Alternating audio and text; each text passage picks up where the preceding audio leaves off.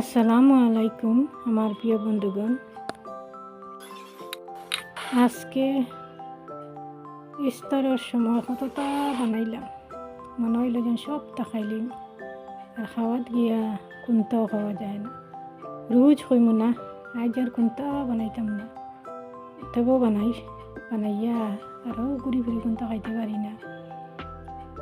আজ রান্ধিতে বানাইতে সময় হয়ে গেছে আজানোর, আর খাইতে পারছি না। নিজের মন পছন্দ বানাইছিলাম ছোটো আলু টমেটো আর শুটকি দি ভাজি, জাল ভাজি।